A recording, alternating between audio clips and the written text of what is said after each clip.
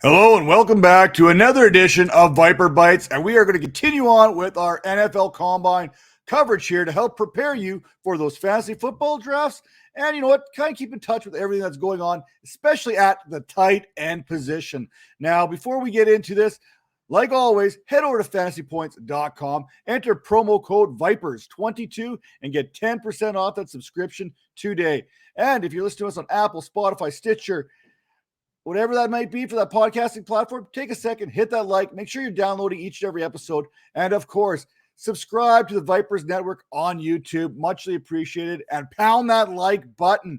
Now, let's get right into this. I'm going to give you my top 10 tight ends from the NFL Combine heading into, you know what, fantasy football draft season, because that's just right around the corner. The NFL draft in Vegas is coming up. And hey, we need to know who the big guys are that can catch the rock. And we're going to start off with my number one ranked tight end, Jalen Wydermyer, Texas A&M. He did not participate in the testing at the Combine, but listen, 6'4", 255, 33 1/8 inch arms with a 9 3/4 inch hand. The dude can play. He's one of the most talented offensive pass catchers in this group. We watched what he did in the SEC with Texas A&M. There's no doubt in my mind that this will translate into the National Football League. At number two, hey, he is probably the consensus number one tight end right now, and that's Colorado State's Trey McBride, 6'4", 246, 31 1/2 inch arms with a 10 1/8 inch hand. His vertical, 33 inches. Broad jump, 9 foot 9 inches, and he benched 18 reps there at the Combine during the testing. Hey, the dude's a big dude. Hey, they're both right there. They're both right there. Jalen Wydermyer, Trey McBride, love both of these guys.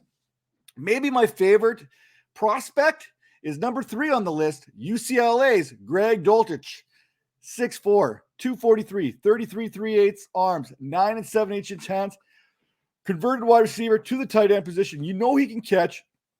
Maybe did not necessarily get that opportunity to show it at UCLA, but hey, 4.69 40, 34 inch vertical, 10'2" broad jump. The best amongst this class that I'm going to talk about here right now. 3-cone, yeah, he did that too. 7.05, put up 26 reps on the bench with a shuttle of a 4.37. Yeah, his athletic score, that relative athletic score that I love so much when I look at it, 7.8. That's good enough at the tight end position. Number 4, Wisconsin's Jake Ferguson, 6'5", 250, 32 5/8 inch arms, 9 1/2 inch hands. Ran the 40 in 4.81, 31 1/2 inch vertical, 9'10", broad jump, 703 on the 3-cone, repped 15 times on the bench with a 4.48 shuttle there. Now, Ferguson, Wisconsin, he's kind of that sleeper for me where I'm not too sure where to rank him, but I know I should have him higher on my draft board. I just can't put him above UCLA's pass catcher Doltich. I can't put him above McBride. I definitely can't put him above Wydermyer. So right now, sliding in number 4 is kind of where I feel comfortable at this time.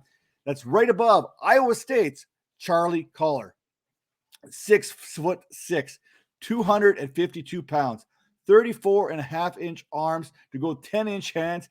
He did not participate in the testing, but hey, we've been watching his career at Iowa State there. He's been married to Brock Purdy. They've got Breece Hall running the ball. They've had a lot of good players on that offense at Iowa State. Charlie Collar may have been the best pass catching option that they had in the last few years there. So NFL teams, they've taken notice of that, and he's a guy who could have sleeper value in your fantasy football drafts. Late round appeal at the tight end position. Maybe you bump him up an extra round if you're talking about a tight end premium. Now, one of the guys that has high upside, Isaiah Likely, Coastal Carolina, 6'4", 245, 31 7/8 arms, 10 inch hands, 36 inch vertical. The dude has some ups. He can get up there and get that ball, and a 4.57 shuttle. You're looking for athletic ability, Isaiah Likely, he has all that in bunches, but he's definitely not the most athletic tight end when we talk about this at the relative athletic score. There's a bigger one coming in a little bit later on this list. At number 7, Salito's boy himself, Iowa State's Jeremy Rucker, 6'5", 250, 32 3/4 inch arms, 10 1/8 inch hands, put up 19 reps on the bench press. Hey, this is a good old boy from the East Coast, goes to Ohio State, sticks around there, tries to get him that national championship, falls a little bit short. Jeremy Rucker is one of those old school guys who can put up big time numbers in the National Football League.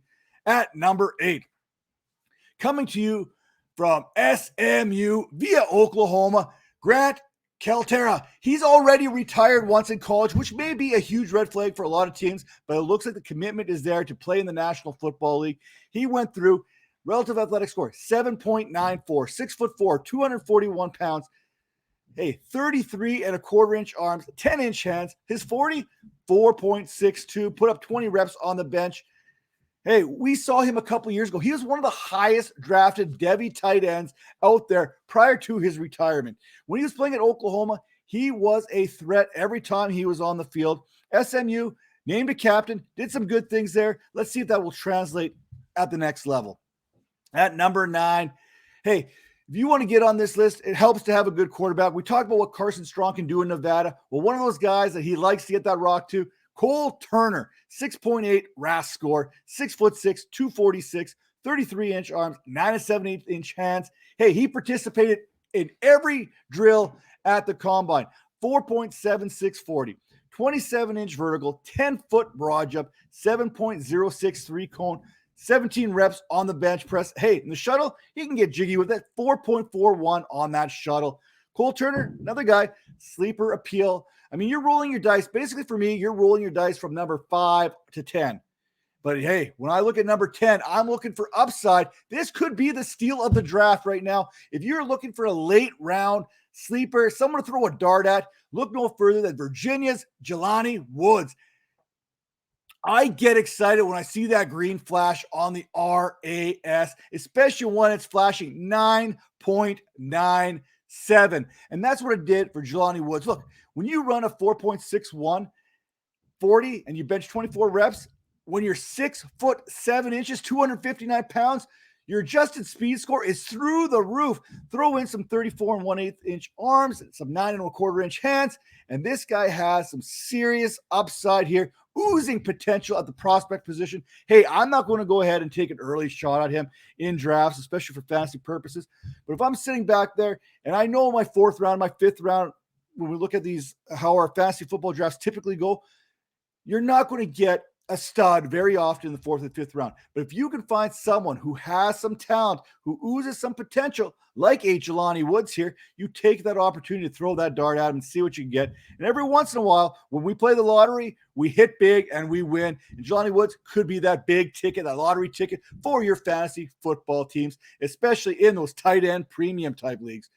Hey, you want more rankings? Head over to fantasypoints.com. Enter that promo code Vipers22.